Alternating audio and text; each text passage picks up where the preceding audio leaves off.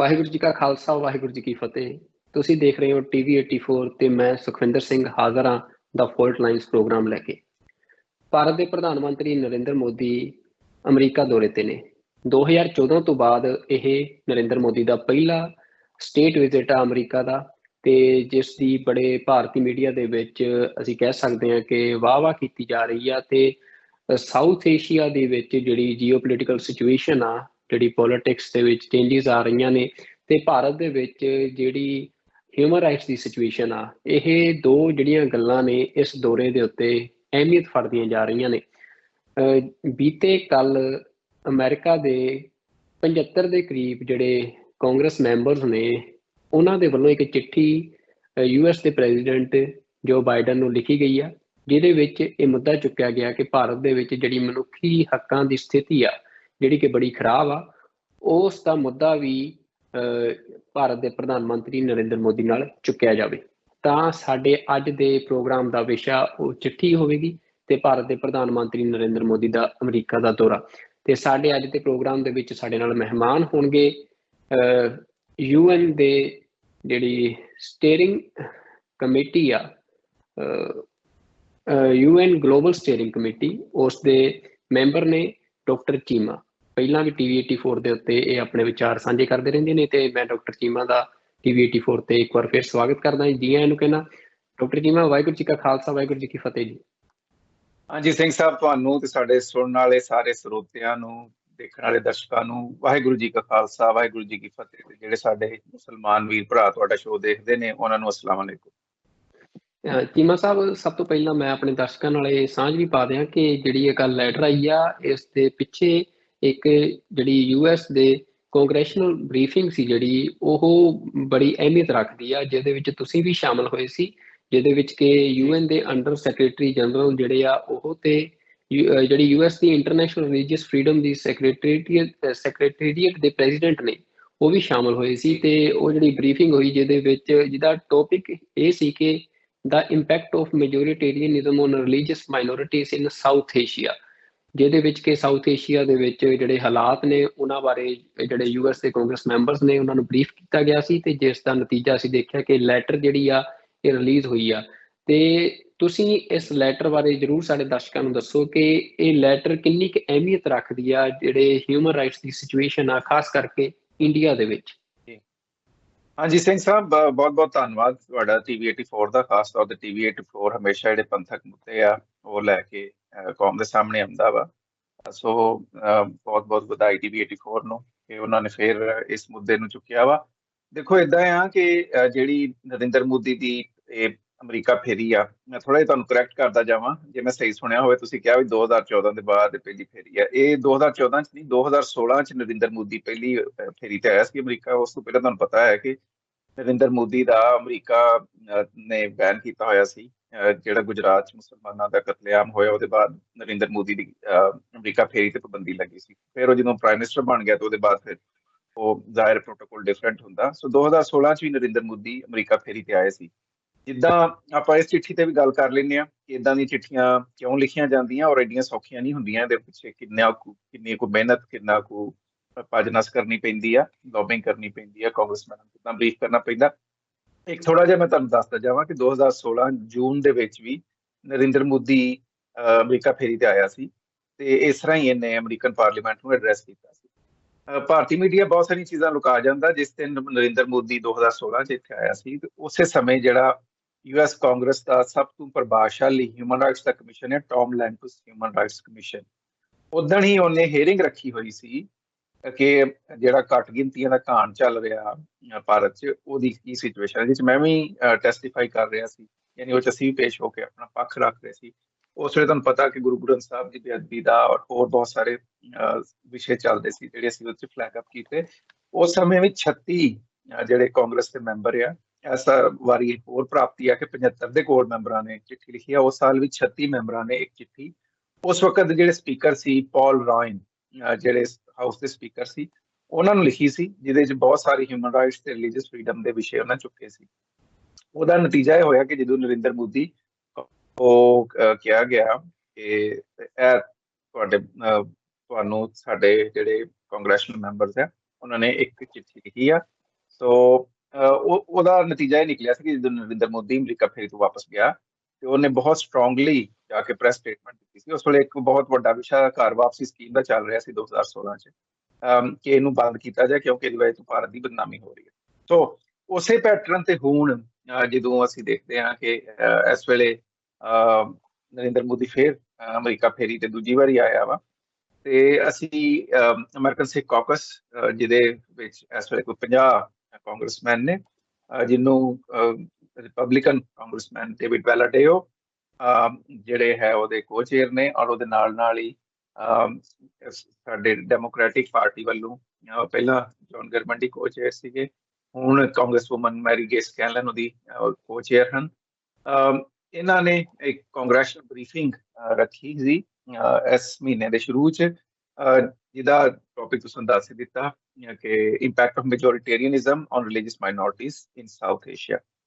ਅਸਲ 'ਚ south Asia ਦੇ ਜਿਹੜੇ ਹੋਰ ਮੁਲਕ ਹੈਗੇ ਆ, ਜਿਵੇਂ ਪਾਕਿਸਤਾਨ ਵੀ ਆ, ਚਾਈਨਾ ਵੀ ਆ, ਬੰਗਲਾਦੇਸ਼ ਵੀ ਆ, ਮਿਆਂਮਾਰ ਵੀ, ਉਹਨਾਂ ਤੇ ਵੀ ਗੱਲ ਕੀਤੀ, ਪਰ ਭਾਰਤ ਤੇ ਵੀ ਅਸਾਂ ਉਹ 'ਚ ਮੈਂਬਰਸ ਆਫ ਕਾਂਗਰਸ ਨੂੰ ਬਰੀਫ ਕੀਤਾ ਕਿ ਉੱਥੇ ਇਸ ਵੇਲੇ ਮਨੁੱਖੀ ਅਧਿਕਾਰਾਂ ਦੀ ਤੇ ਰਿਲੀਜੀਅਸ ਫਰੀਡਮ ਦੀ ਕੀ ਸਿਚੁਏਸ਼ਨ ਹੈ। ਇੱਕ ਸ਼ੈ ਮੈਂ ਤੁਹਾਨੂੰ ਜ਼ਰੂਰ ਦੱਸਦਾ ਜਾਵਾਂ ਕਿ ਜਿਹੜੇ ਮੈਂਬਰਸ ਆਫ ਕਾਂਗਰਸ ਨੇ ਉਹ ਬਹੁਤ ਵੈਲ ਇਨਫੋਰਮਡ ਹੁੰਦੇ ਨੇ, ਉਹਨਾਂ ਨੂੰ ਬਹੁਤ ਪਤਾ ਹੁੰਦਾ, ਪਰ ਕਿਉਂਕਿ ਉਹਨਾਂ ਦਾ ਜਿਹੜਾ ਮੇਨ ਜਿਹੜਾ ਮੁੱਖ ਫੋਕਸ ਹੈ ਉਹ ਅਮਰੀਕਾ ਤੇ, ਉਹ ਇੰਟਰਨੈਸ਼ਨਲ ਪੋਲਿਟਿਕਸ ਤੇ ਨਜ਼ਰ ਰੱਖਦੇ ਆ, ਪਰ ਕਿਉਂਕਿ ਅਮਰੀਕਾ ਇੱਕ ਬਹੁਤ ਵੱਡਾ ਦੇਸ਼ ਹੈ ਔਰ ਬਹੁਤ ਸਾਰੀ ਡਾਇਰੈਕਸ਼ਨ 'ਚ ਇਹਦੀ ਫੋਰਨ ਪਾਲਿਸੀ ਚੱਲਦੀ ਹੈ, ਔਰ ਹਰ ਕਾਂਗਰਸਮੈਨ ਇੰਨਾ ਬਿਜ਼ੀ ਹੁੰਦਾ, ਖਾਸ ਤੌਰ ਤੇ ਜਿਸ ਵਜ੍ਹਾ ਨਰਿੰਦਰ ਮੋਦੀ ਦਾ ਵਿਜ਼ਿਟ ਹੋ ਰਿਹਾ। ਇਸ ਵਕਤ ਅਮਰੀਕਾ ਦੇ ਵਿੱਚ ਆਪਣਾ ਵੀ ਇੱਕ ਸੰਕਟ ਚੱਲ ਰਿਹਾ, ਜਿਹੜਾ ਤੁਸੀਂ ਦੇਖਿਆ ਪਿੱਛੇ ਬਜਟ ਦਾ ਇੱਕ ਮਸਲਾ ਅਮਰੀਕਾ ਚੱਲ ਰਿਹਾ ਸੀ ਕਿ ਬਜਟ ਪਾਸ ਹੋਣਾ ਨਹੀਂ ਹੋਣਾ, ਕਿਉਂਕਿ ਇਸ ਵੇਲੇ ਜਿਹੜਾ ਹਾਊਸ ਹੈ ਅਮਰੀਕਾ ਦਾ, ਜਿਹੜਾ ਅਮਰੀਕਾ ਦਾ ਜਿਹਨੂੰ ਤੁਸੀਂ ਸੰਵਿਧਾਨ ਸਭਾ ਕਹਿ ਲਓ, ਉਹਦੇ ਵਿੱਚ ਮੈਜੋਰਟੀ ਰਿਪਬਲਿਕਨ ਕਾਂਗਰਸਮੈਨਾਂ ਦੀ ਹੈ। ਸੋ ਉਹਨਾਂ ਦੇ ਆਪਣੇ ਬਹੁਤ ਸਾਰੇ ਇੰਟਰਨਲ ਇਸ਼ੂ ਹੈ ਇਸ ਵੇਲੇ। ਉਸ ਸਮੇਂ ਹਿਊਮਨ ਰਾਈਟਸ ਦੀ ਗੱਲ ਕਰਨਾ ਏਡਾ ਸੌਖਾ ਨਹੀਂ ਸੀ, ਇਸ ਵਾਸਤੇ ਅਸੀਂ ਕੋਸ਼ਿਸ਼ ਕੀਤੀ ਕਿ ਜਦੋਂ ਨਰਿੰਦਰ ਮੋਦੀ ਭਾਰਤ ਤੋਂ ਅਮਰੀਕਾ ਫੇਰੀ ਤੇ ਆ ਰਿਹਾ, ਉਸ ਸਮੇਂ ਅਸੀਂ ਮੈਂਬਰਸ ਆਫ ਕਾਂਗਰਸ ਨੂੰ ਬਰੀਫ ਕਰੀਏ ਔਰ ਉਹਨਾਂ ਨੂੰ ਦੱਸੀਏ ਕਿ ਉੱਥੇ ਇਸ ਵੇਲੇ ਸਿਚੁਏਸ਼ਨ ਕੀ ਹੈ। ਔਰ ਅਸਾਂ ਇਹ ਨਹੀਂ ਕੀਤਾ ਕਿ ਸਿਰਫ ਭਾਰਤ ਦੀ ਗੱਲ ਕੀਤੀ, ਪਾਕਿਸਤਾਨ 'ਚ ਵੀ ਜੋ ਰਿਲੀਜੀਅਸ ਮਾਈਨੋਰਟੀਜ਼ ਦੇ ਕੁਛ ਇਸ਼ੂ ਆ ਗਿਆ, ਚਾਈਨਾ 'ਚ ਬਹੁਤ ਵੱਡਾ ਹੈ ਮੁਸਲਿਮ ਕਮਿਊਨਿਟੀ ਦਾ ਇਸ਼ੂ ਆ, ਉਹਨੂੰ ਵੀ ਫਲੈਗ ਅਪ ਕੀਤਾ, ਜਿਹਨੂੰ ਇੱਥੇ ਦੀ ਕਾਂਗਰਸ ਨੇ ਮਾਨਤਾ ਦਿੱਤੀ। ਔਰ ਬਰੀਫਿੰਗ 'ਚ ਇਹ ਹੁੰਦਾ ਕਿ ਸਾਰੇ ਕਾਂਗਰਸਮੈਨ ਨਹੀਂ ਆ ਸਕਦੇ, ਪਰ ਜਿਹੜਾ ਉਸ ਬਰੀਫਿੰਗ ਦੇ ਵਿੱਚ ਜੋ ਕਾਂਗਰੈਸ਼ਨਲ ਬਰੀਫਿੰਗ 'ਚ ਕੈਪੀਟਲ ਹਿੱਲ ਤੇ ਜਿਹੜੀ ਗੱਲ ਕੀਤੀ ਜਾਂਦੀ ਆ, ਉਹ ਸਾਰੇ ਦੇ ਸਾਰੇ ਜਿਹੜੇ ਕਾਂਗਰੈਸ਼ਨਲ ਮੈਂਬਰਸ ਆ ਉਹਨਾਂ ਨੂੰ ਘੱਲਿਆ ਜਾਂਦਾ। ਹੁਣ ਮੈਂ ਕਾਕਸ ਜਿਹੜੇ ਕਾਕਸ ਦੇ ਮੈਂਬਰ ਆ ਉਹ ਵੀ ਤੇ ਜਿਹੜੇ ਦੂਜੇ ਵੀ ਆ, ਔਰ ਉਹਦੇ ਨਾਲ ਇਹ ਵੀ ਆ ਕਿ ਹਰ ਕਾਂਗਰੈਸ਼ਨਲ ਆਫਿਸ ਨੂੰ ਜੇ ਤੁਸੀਂ ਕਾਂਗਰਸਮੈਨ ਦੇ ਆਫਿਸ ਜਾਂਦੇ ਹੋ ਤੇ ਕਾਂਗਰਸਮੈਨ ਕੱਲਾ ਕਾਂਗਰਸਮੈਨ ਨਹੀਂ, ਉਹਦੇ ਅੱਗੋਂ 10-12 ਡਿਫਰੈਂਟ ਬੰਦੇ ਜਿਹੜੇ ਉਹਨੂੰ ਡਿਫਰੈਂਟ ਵਿਸ਼ਿਆਂ ਦੇ ਉੱਤੇ ਬਰੀਫ ਕਰਦੇ ਆ, ਔਰ ਕਾਂਗਰਸਮੈਨ ਆਪਣੇ ਸਟਾਫ ਦੀ ਬਰੀਫਿੰਗ ਤੋਂ ਹੀ ਫੈਸਲਾ ਕਰਦੇ ਵੀ ਉਹਨਾਂ ਕੀ ਕਰਨਾ ਤੇ ਕੀ ਨਹੀਂ ਕਰਨਾ। ਸੋ ਅਸੀਂ ਜਿੰਨੇ ਵੀ ਬਹੁਤ ਸਾਰੇ ਕਾਂਗਰਸਮੈਨਾਂ ਦੇ ਚੀਫ ਆਫ ਸਟਾਫਸ ਨੂੰ ਵੀ ਮਿਲੇ, ਨਾਲ ਜਿਹੜੇ ਉਹਨਾਂ ਦੇ ਡਾਇਰੈਕਟਰ ਹੁੰਦੇ ਆ ਉਹਨਾਂ ਦੇ ਆਫਿਸ 'ਚ ਇੰਟਰਨੈਸ਼ਨਲ ਅਫੇਅਰਸ ਦੇ, ਜਿਹੜੇ ਉਹਨਾਂ ਨੂੰ ਇੰਟਰਨੈਸ਼ਨਲ ਮੁੱਦਿਆਂ ਦੇ ਉੱਤੇ ਗਾਈਡ ਕਰਦੇ, ਉਹਨਾਂ ਨਾਲ ਅਸੀਂ 1-to-1 ਮੀਟਿੰਗਸ ਕੀਤੀਆਂ। ਮੈਂ 2016 'ਚ ਜਿਹੜੀ ਇੱਥੇ ਦੀ ਸਭ ਤੋਂ ਸਨਮੋਰ ਸੰਸਥਾ ਹੈਗੀ ਆ United States commission on international religious freedom, ਉਹਨਾਂ ਨੇ ਅੰਦਰ ਓਬਾਮਾ ਐਡਮਿਨਿਸਟ੍ਰੇਸ਼ਨ ਮੈਨੂੰ ਕੰਟਰੈਕਟ ਕੀਤਾ ਸੀ ਭਾਰਤ ਦੇ ਵਿੱਚ ਜਿਹੜੇ ਕਾਨੂੰਨੀ ਤੇ ਜਿਹੜੇ ਸੰਵਿਧਾਨਕ ਤੌਰ ਤੇ ਵਿਤਕਰੇ ਹੋ ਰਹੇ ਆ ਘੱਟ ਗਿਣਤੀਆਂ ਨਾਲ, ਉਹਨਾਂ ਦੇ ਬਾਰੇ ਇੱਕ ਸਪੈਸ਼ਲ ਰਿਪੋਰਟ ਲਿਖਣ ਵਾਸਤੇ, ਜਿਹੜੀ ਬਾਅਦ 'ਚ ਟਰੰਪ ਐਡਮਿਨਿਸਟ੍ਰੇਸ਼ਨ ਦੇ ਹੇਠ ਪਬਲਿਕ ਹੋਈ। ਹੁਣ ਵੀ ਉਹ United States commission on international religious freedom the website ਤੇ ਹੈਗੀ ਹੈ, ਉਹ ਰਿਪੋਰਟ ਵੀ ਮੈਂ ਇਹਨਾਂ ਸਾਰਿਆਂ ਬੰਦਿਆਂ ਨੂੰ ਦਿੱਤੀ। ਔਰ ਹੁਣ ਹੀ ਜਿਹੜੀ ਸਟੇਟ ਡਿਪਾਰਟਮੈਂਟ ਦੀ ਰਿਪੋਰਟ ਆਈ ਹੈ, ਜਿਹਦਾ ਇਸ ਚਿੱਠੀ 'ਚ ਜ਼ਿਕਰ ਵੀ ਕੀਤਾ ਗਿਆ ਹੈ, ਸਟੇਟ ਡਿਪਾਰਟਮੈਂਟ ਦੀ ਜਿਹੜੀ ਆਪਣੀ ਰਿਪੋਰਟ ਹੈ, ਔਰ ਇਹਦੇ ਨਾਲ ਜਿਹੜੀ ਇਹਦੇ ਵਿੱਚ ਸਾਈਟ ਕੀਤੀ ਗਈ ਹੈ ਇੰਟਰਨੈਸ਼ਨਲ ਰਿਲੀਜੀਅਸ ਫਰੀਡਮ ਯੂਸਰਫ ਦੀ ਰਿਪੋਰਟ ਜਿਹੜੀ ਗਲੋਬਲ ਆ, ਜਿਹਦਾ ਇਸ ਚਿੱਠੀ 'ਚ ਹਵਾਲਾ ਵੀ ਹੈ, ਵਰਲਡ ਪ੍ਰੈਸ ਫਰੀਡਮ ਇੰਡੈਕਸ 2023 ਜਿਹੜੀ ਭਾਰਤ ਦੀ ਸਿਚੁਏਸ਼ਨ ਹੈ, ਉਹ ਸਾਰੀਆਂ ਚੀਜ਼ਾਂ ਨੂੰ ਅਸਾਂ ਉਹਨਾਂ ਦੇ ਸਾਹਮਣੇ ਰੱਖਿਆ। ਮੈਨੂੰ ਬਹੁਤ ਖੁਸ਼ੀ ਹੈ ਕਿ ਕਾਂਗਰਸ ਦੇ ਜਿਹੜੇ ਮੈਂਬਰ ਸੀ ਉਹਨਾਂ ਨੇ ਇਸ ਚੀਜ਼ ਦਾ ਸਤਿਕਾਰ ਕੀਤਾ, ਔਰ ਇਹ ਜਿਹੜੇ ਜੈਨੂਅਨ ਕੰਸਰਨਸ ਆ ਉਹਨੂੰ ਇਸ ਵਾਰੀ ਬਜਾਏ ਦੇ ਵੀ ਉਹ ਸਪੀਕਰ ਦੇ ਨਾਲ ਰੇਜ਼ ਕਰਦੇ। ਪਿਛਲੀ ਵਾਰੀ ਜਿਹੜਾ ਸੀਗਾ 36 ਮੈਂਬਰਾਂ ਦਾ ਲੈਟਰ ਉਹ ਸਪੀਕਰ ਨੂੰ ਸੀ, ਇਸ ਵਾਰੀ ਡਾਇਰੈਕਟ ਉਹਨਾਂ ਨੇ ਪ੍ਰੈਜ਼ੀਡੈਂਟ ਬਾਈਡਨ ਨੂੰ ਲਿਖਿਆ, ਜਿਹੜਾ ਇਟਸੈਲਫ ਬਹੁਤ ਵੱਡੀ ਚੀਜ਼ ਹੈ। ਹਾਂਜੀ ਡਾਕਟਰ ਚੀਮਾ, ਜਿਹੜਾ ਹੁਣ ਅਸੀਂ US ਦੀ ਜਿਹੜੀ ਫੋਰਨ ਪਾਲਿਸੀ ਆ ਉਹਦੇ 'ਚ ਦੇਖਦੇ ਹਾਂ ਕਿ ਜਿਹੜਾ ਹਿਊਮਨ ਰਾਈਟਸ ਨੇ ਉਹ ਇੱਕ ਇੰਪੋਰਟੈਂਟ ਆਸਪੈਕਟ ਰਹਿੰਦਾ ਹਮੇਸ਼ਾ US ਦੀਆਂ ਜਿਹੜੀਆਂ ਵੈਲਿਊਜ਼ ਨੇ ਉਹਨਾਂ ਦੇ ਵਿੱਚ ਵੀ। ਪਰ ਜਿਹੜਾ ਇਸ ਵਾਰ ਦਾ ਨਰਿੰਦਰ ਮੋਦੀ ਦਾ ਦੌਰਾ ਆ ਉਹਦੇ ਵਿੱਚ ਲੱਗ ਰਿਹਾ ਹੈ ਕਿ ਜਿਹੜੀ ਸਾਊਥ ਏਸ਼ੀਆ ਦੀ ਜੀਓਪੋਲਿਟਿਕਸ ਆ ਉਹ ਵੱਧ ਅਹਿਮੀਅਤ ਉਸ ਨੂੰ ਦਿੱਤੀ ਜਾ ਰਹੀ ਆ, ਤੇ ਜਿਹਦੇ ਚੱਲਦਿਆਂ ਹੁਣ ਤੱਕ ਦੀ ਇਸ ਲੈਟਰ ਤੋਂ ਪਹਿਲਾਂ ਹੁਣ ਤੱਕ ਦਾ ਜਿਹੜਾ ਸਾਰਾ ਨੈਰੇਟਿਵ ਸੀ ਉਹ ਇਸੇ ਗੱਲ ਤੇ ਸੀ ਕਿ US ਇੰਡੀਆ ਦੇ ਜਿਹੜੇ ਰਿਲੇਸ਼ਨਸ ਨੇ ਉਹ ਫੋਕਸਡ ਨੇ, ਜਦਕਿ ਇੰਡੀਆ ਦੇ ਵਿੱਚ ਜਿਹੜੀ ਮਤਲਬ ਹਿਊਮਨ ਰਾਈਟਸ ਵਾਇਲੇਸ਼ਨਸ ਹੋ ਰਹੀਆਂ ਨੇ, ਮਾਈਨੋਰਟੀਜ਼ ਦੇ ਖਿਲਾਫ ਜਿਹੜੀ ਇੰਟੋਲਰੈਂਸ ਵੱਧ ਰਹੀ ਆ, ਤੇ ਉਹਦਾ ਜ਼ਿਕਰ ਨਹੀਂ ਸੀ। ਇਸ ਲੈਟਰ ਦੇ ਨਾਲ ਉਹ ਗੱਲਾਂ ਜ਼ਿਕਰ ਚ ਆਈਆਂ। ਤਾਂ ਤੁਹਾਨੂੰ ਕੀ ਲੱਗ ਰਿਹਾ ਵੀ ਕੀ ਇਸ ਲੈਟਰ ਤੋਂ ਬਾਅਦ ਹੁਣ ਜਿਹੜਾ US ਦੀ ਇੰਡੀਆ ਦੇ ਨਾਲ ਡੀਲ ਹੋਣ ਵਾਲੀ ਆ ਇਸ ਇੰਪੋਰਟੈਂਟ ਵਿਜ਼ਿਟ ਦੇ ਉੱਤੇ, ਉਹਦੇ ਵਿੱਚ ਕੀ ਬਾਈਡਨ ਰੇਸ ਕਰਨਗੇ ਇਹ ਜਿਹੜਾ ਇਹ ਮੁੱਦੇ ਇਸ ਲੈਟਰ 'ਚ ਚੁੱਕੇ ਗਏ ਨੇ? ਦੇਖੋ, ਜੇ ਤੁਸੀਂ ਇਸ ਲੈਟਰ ਨੂੰ ਧਿਆਨ ਨਾਲ ਪੜ੍ਹੋ ਤੇ ਇਹਦੇ ਇਸ ਪਾਸੇ ਹੀ ਮੈਂਬਰਸ ਆਫ ਕਾਂਗਰਸ ਨੇ ਤਵੱਜੋ ਦਵਾਈ ਆ ਕਿ ਜਿਹੜਾ ਕੁਆਡ ਦੀ ਮੈਂਬਰਸ਼ਿਪ ਆ ਭਾਰਤ ਦੀ, ਔਰ ਭਾਰਤ ਦੇ ਨਾਲ ਇੰਡੋ ਪੈਸੀਫਿਕ ਇੱਕ ਜਿਹੜਾ US ਦਾ ਰਿਲੇਸ਼ਨਸ਼ਿਪ ਹੈ ਉਹ ਵੱਧ ਰਿਹਾ, ਔਰ ਡਿਫੈਂਸ ਸੈਕਟਰੀ ਲੋਇਡ ਆਸਟਨ ਦੇ ਭਾਰਤ ਫੇਰੀ ਦੀ ਗੱਲ ਵੀ ਕੀਤੀ ਗਈ ਆ ਕਿ ਇੰਡੀਆ US ਜਿਹੜਾ ਉਹ ਇੰਡਸਟਰੀਅਲ ਡਿਫੈਂਸ ਕੋਆਪਰੇਸ਼ਨ ਵਾਲੇ ਪਾਸੇ ਵੱਧ ਰਹੇ ਆ।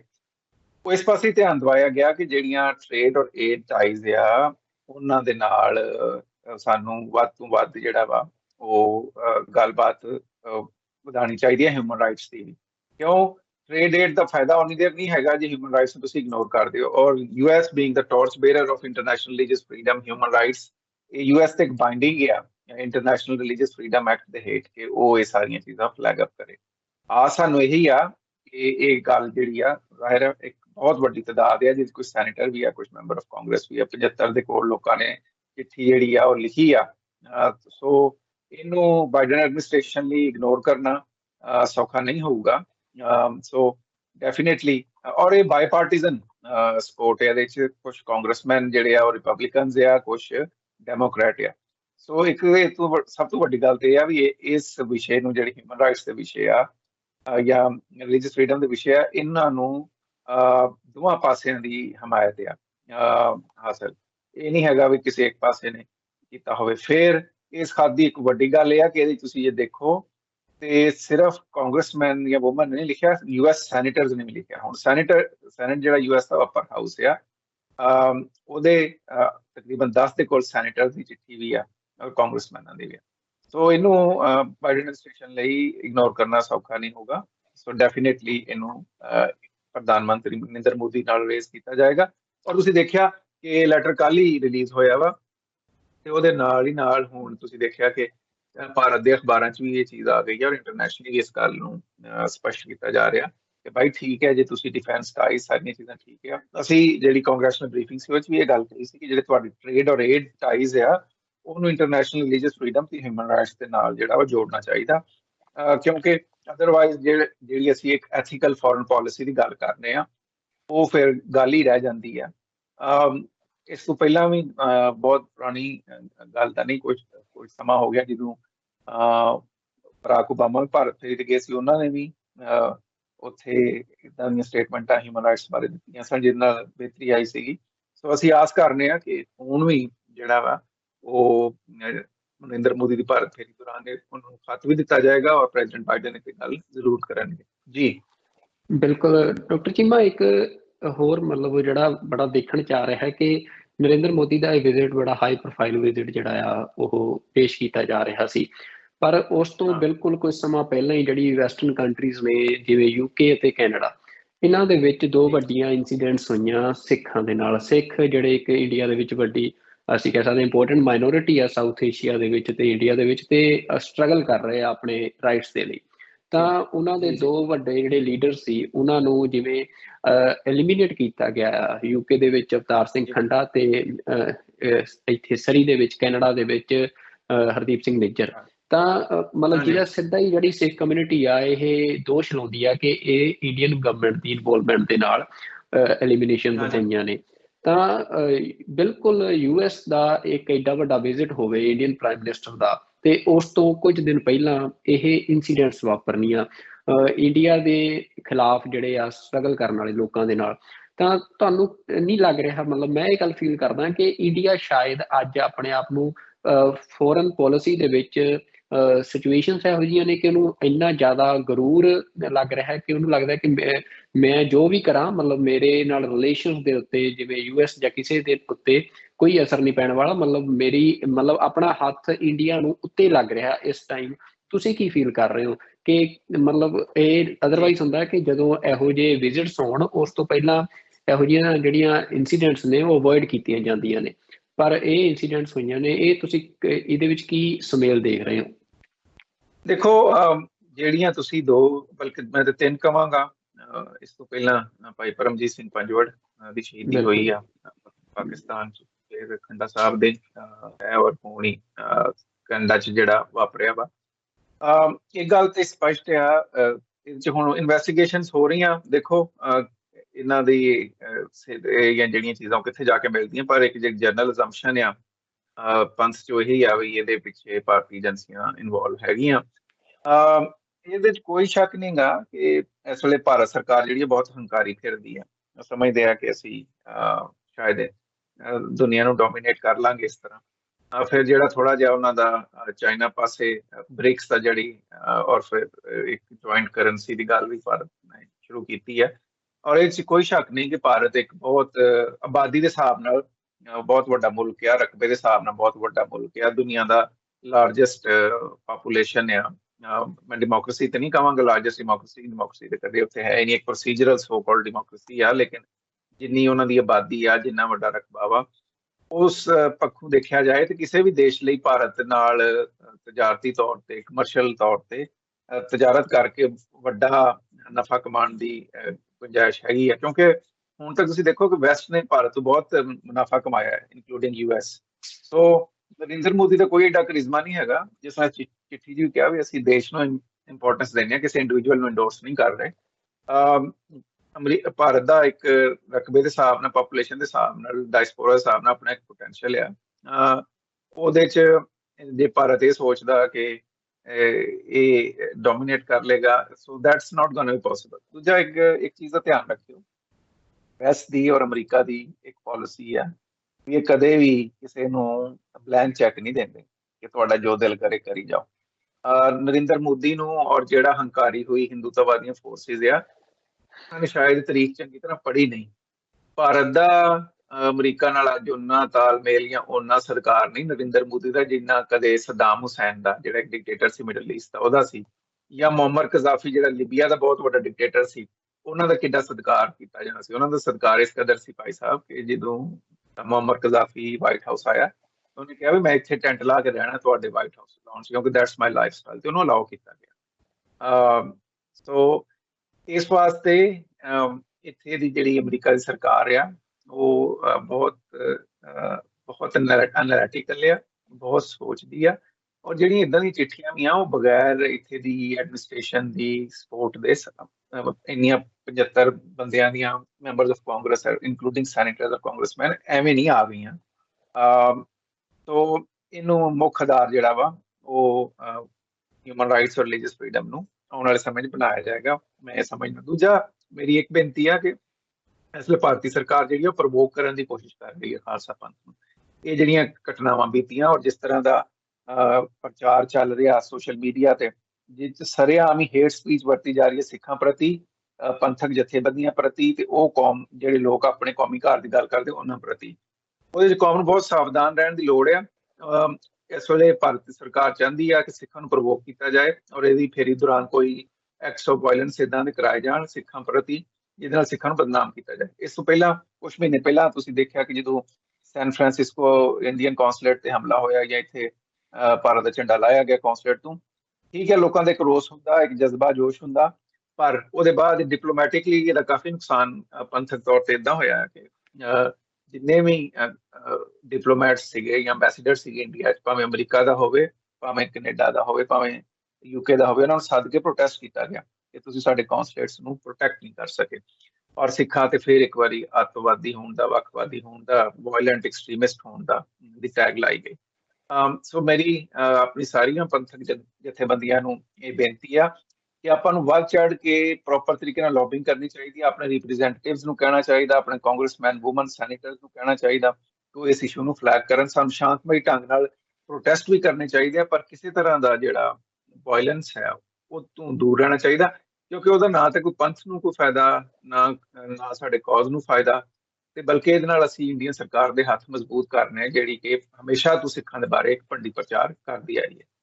ਜੀ ਡਾਕਟਰ ਜੀ, ਮੈਂ ਲਾਸਟ ਦੇ ਵਿੱਚ ਇੱਕ ਕੁਐਸਚਨ ਮੈਂ ਪੁੱਛਣਾ ਚਾਹੁੰਦਾ ਜਾਂਦੇ ਕਿ ਜਿਹੜੀ ਸਿਚੁਏਸ਼ਨ ਆ ਹੁਣ ਇੰਡੀਆ ਦੀ, ਜਿਹੜੀ ਡੈਮੋਕ੍ਰੇਸੀ ਆ, ਜਿਹਦੇ ਵਿੱਚ ਇਲੈਕਸ਼ਨ ਦੇ ਰਾਹੀਂ ਸਰਕਾਰ ਚੁਣ ਕੇ ਆਉਂਦੀ ਆ, ਤੇ ਨਰਿੰਦਰ ਮੋਦੀ ਜਿਨ੍ਹਾਂ ਨੂੰ ਕਦੇ US ਵੀਜ਼ਾ ਤੱਕ ਨਹੀਂ ਸੀ ਦਿੰਦਾ, ਕਿਉਂਕਿ ਵੱਡੇ ਦੋਸ਼ ਨੇ ਹਿਊਮਨ ਰਾਈਟ ਵਾਇਲੇਸ਼ਨ ਦੇ ਜਾਂ ਜੈਨੋਸਾਈਡ ਜਿਵੇਂ ਮੁਸਲਿਮਸ ਦਾ ਹੋਇਆ ਗੁਜਰਾਤ ਦੇ ਵਿੱਚ, ਪਰ ਕਿਉਂਕਿ ਲੋਕਾਂ ਨੇ ਚੁਣਿਆ ਮੈਜੋਰਿਟੀ ਪੋਲੀਟਿਕਸ ਜਿਹੜੀ ਆ ਉੱਥੋਂ ਦੀ, ਤੇ ਉਸ ਤੋਂ ਬਾਅਦ ਅੱਜ ਉਹ ਸਟੇਟ ਵਿਜ਼ਿਟ ਕਰ ਰਹੇ ਨੇ US ਦਾ, ਤੇ ਮਤਲਬ ਇਹ ਜਿਹੜੀ ਸਾਰੀ ਸਿਚੁਏਸ਼ਨ ਆ, ਤਾਂ ਉਸ ਦੇ ਵਿੱਚ ਜਿਹੜੀਆਂ ਮਤਲਬ ਮਾਈਨੋਰਿਟੀਜ਼ ਨੇ ਫਿਰ ਇੰਡੀਆ ਦੇ ਵਿੱਚ, ਖਾਸ ਤੌਰ ਤੇ ਸਿੱਖਾਂ ਦੀ ਗੱਲ ਕਰੀਏ ਜਾਂ ਮੁਸਲਿਮਸ ਦੀ ਗੱਲ ਕਰੀਏ, ਫਿਰ ਉਹ ਜਿਹੜੇ ਇੰਟਰਨੈਸ਼ਨਲ ਪਲੇਟਫਾਰਮਸ ਨੇ, ਚਾਹੇ ਯੂਨਾਈਟਿਡ ਨੇਸ਼ਨਸ ਦਾ ਹੋਵੇ ਜਾਂ ਫਿਰ US ਦੀ ਜਿਹੜੀ ਅੱਜ ਸਟੇਟ ਆ ਉਸ ਦੀ ਗੱਲ ਕਰੀਏ, ਜਿਹੜੇ ਝੰਡਾ ਪ੍ਰਧਾਰ ਨੇ ਹਿਊਮਨ ਰਾਈਟਸ ਦੇ, ਤਾਂ ਮਤਲਬ ਉਹਨਾਂ ਦੇ ਲਈ ਕੀ ਰਾਹ ਵਚਦੇ ਨੇ ਜਦੋਂ ਉਹ ਮਤਲਬ ਐਡੇ ਵੱਡੇ ਜਿਹੜੇ ਲੋਕਾਂ ਦੇ ਉੱਤੇ ਦੋਸ਼ ਹੋਣ ਜੈਨੋਸਾਈਡ ਕਰਨ ਤੱਕ ਦੇ,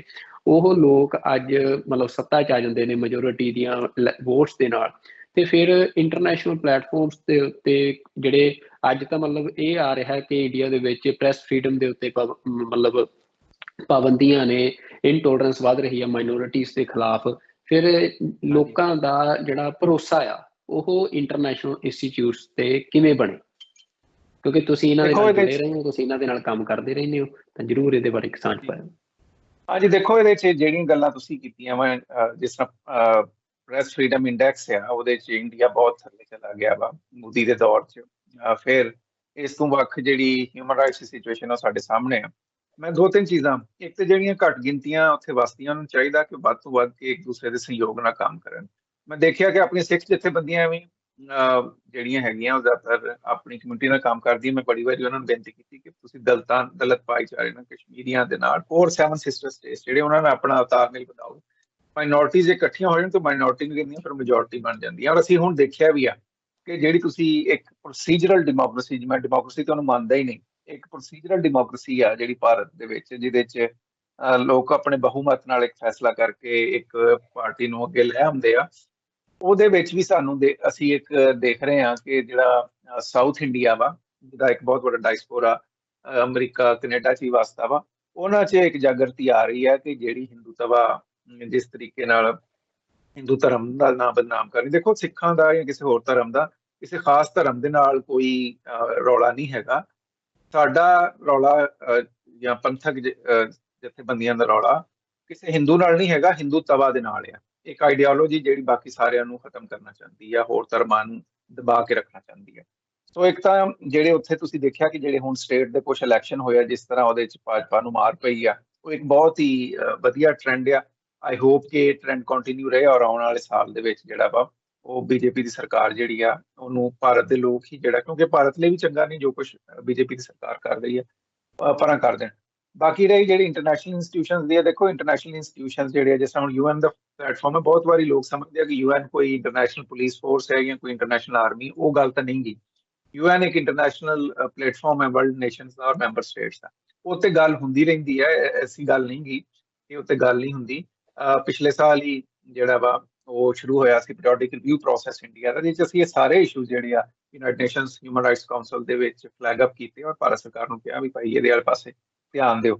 ਜਾਂ ਹੁਣ ਜੋ ਚਿੱਠੀ ਲਿਖੀ ਗਈ ਹੈ ਜਾਂ ਇੱਥੇ ਦੀ ਐਡਮਿਨਿਸਟ੍ਰੇਸ਼ਨ ਨੂੰ ਇਸ ਪਾਸੇ ਜੋ ਦਵਾਈ ਗਈ ਹੈ, ਇਹ ਸਾਰੇ ਉਹ ਉਪਰਾਲੇ ਆ ਜਿਨ੍ਹਾਂ ਦਾ ਅਸਰ ਪੈਂਦਾ। ਹਾਂ, ਇਹ ਗੱਲ ਹੋ ਰਿਹਾ ਕਿ ਜਿਹੜੇ ਲੋਕ ਬਿਹਾਈਂਡ ਦ ਸੀਨਸ ਕੰਮ ਕਰਦੇ ਆ ਜਾਂ ਜਿਹੜੇ UN ਦੇ ਪਲੇਟਫਾਰਮ ਤੇ ਕੰਮ ਕਰਦੇ ਆ ਜਾਂ ਜਿਹੜੇ ਕਾਂਗਰਸਮੈਨਾਂ ਨਾਲ ਕਰਦੇ ਆ, ਉਹ ਸੋਸ਼ਲ ਮੀਡੀਆ ਤੇ ਆ ਕੇ ਜਾਂ ਪ੍ਰੈਸ 'ਚ ਆ ਕੇ ਬਹੁਤ ਕੁਝ ਨਹੀਂ ਦੱਸ ਸਕਦੇ, ਕਿਉਂਕਿ ਜਿਹੜਾ ਡਿਪਲੋਮੇਸੀ ਦਾ ਕੰਮ ਹੈ ਜਾਂ ਲੌਬਿੰਗ ਦਾ ਕੰਮ ਹੈ, ਇਹ 'ਚ ਬਹੁਤ ਸਾਰਾ ਕੰਮ ਬਿਹਾਈਂਡ ਦ ਸੀਨ ਕੀਤਾ ਜਾਂਦਾ।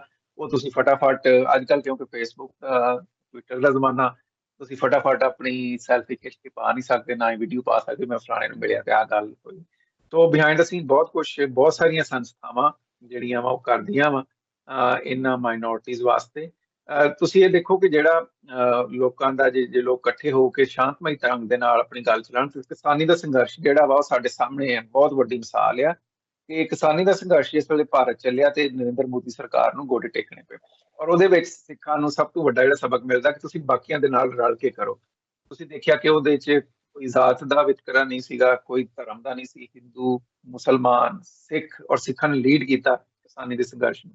ਤੇ ਜੇ ਭਾਰਤ ਦਾ ਆਮ ਜਿਹੜਾ ਬੰਦਾ ਵਾ, ਸਧਾਰਨ ਵਿਅਕਤੀ ਆ, ਜੇ ਉਹ ਇਹੀ ਲੈਣ ਲੈ ਕੇ ਟੁਰਦਾ ਵਾ, ਤਾਂ ਹੀ ਜਿਹੜਾ ਭਾਜਪਾ ਦਾ ਇੱਕ ਬਹੁਮਤ ਦੀ ਸਰਕਾਰ ਆ ਉਹਨੂੰ ਜਿਹੜਾ ਹੈ ਖਤਮ ਕਰਕੇ ਤੇ ਉੱਥੇ ਰੀਅਲ ਜਿਹੜੀ ਡੈਮੋਕ੍ਰੇਸੀ ਆ ਜਾਂ ਜਿਹੜੀ ਡੈਮੋਕ੍ਰੈਟਿਕ ਨੋਰਮਸ ਆ ਉਹਨੂੰ ਰਿਸਟੋਰ ਕੀਤਾ ਜਾ ਸਕਦਾ। ਜੀ ਬਿਲਕੁਲ ਚੀਮਾ ਸਾਹਿਬ, ਅੱਜ ਜਿਹੜੀ ਇਹ ਸਾਰੀ ਗੱਲ ਬਰੀਫ ਕਰਨ ਦੇ ਲਈ ਜੋ ਵੀ ਇਹ ਵਿਜ਼ਿਟ ਆ ਪੀਐਮ ਮੋਦੀ ਦਾ US ਦਾ, ਤੇ ਇਹ ਲੈਟਰ ਜਿਹੜੀ ਆ, ਜਿਵੇਂ ਇਹ ਲੈਟਰ ਆਈ ਹੈ ਸਾਹਮਣੇ ਤੇ ਇਹਦੇ ਪਿੱਛੇ ਜੋ ਕੰਮ ਹੋਇਆ, ਤੇ ਜਿਵੇਂ ਇੰਡੀਆ ਦੇ ਵਿੱਚ ਜਿਹੜੀਆਂ ਹਿਊਮਨ ਰਾਈਟਸ ਵਾਇਲੇਸ਼ਨਸ ਨੇ ਉਹਨਾਂ ਦੇ ਖਿਲਾਫ ਆਵਾਜ਼ ਉਠਾਈ ਜਾ ਰਹੀ ਆ, ਤੇ ਤੁਸੀਂ ਇਹਦੇ ਬਾਰੇ ਸਾਡੇ ਨਾਲ ਸਾਂਝ ਪਾਈ। ਤੁਹਾਡਾ ਬਹੁਤ ਬਹੁਤ ਧੰਨਵਾਦ ਸਾਡੇ ਨਾਲ ਜੁੜਨ ਦੇ ਲਈ।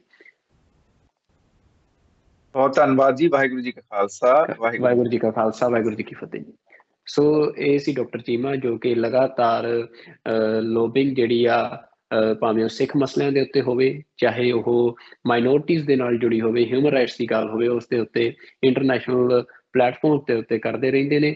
ਤੇ ਇਹ ਜਿਹੜਾ ਹੁਣ PM ਮੋਦੀ ਦਾ ਦੌਰਾ ਆ, ਉਸ ਦੇ ਵਿੱਚ ਇਹ ਗੱਲ ਪੱਕੀ ਆ ਕਿ ਇਸ ਲੈਟਰ ਦੇ ਸਾਹਮਣੇ ਆਉਣ ਤੋਂ ਬਾਅਦ ਹੁਣ ਇਹ ਦੌਰਾ ਸਿਰਫ PM ਮੋਦੀ ਦੀ ਜਿਹੜੀ ਵਾਹਵਾਹੀ ਵਾਲਾ ਸੀ, ਬਣਾਇਆ ਜਾ ਰਿਹਾ ਸੀ ਜਿਵੇਂ, ਉਵੇਂ ਦਾ ਨਹੀਂ ਰਿਹਾ।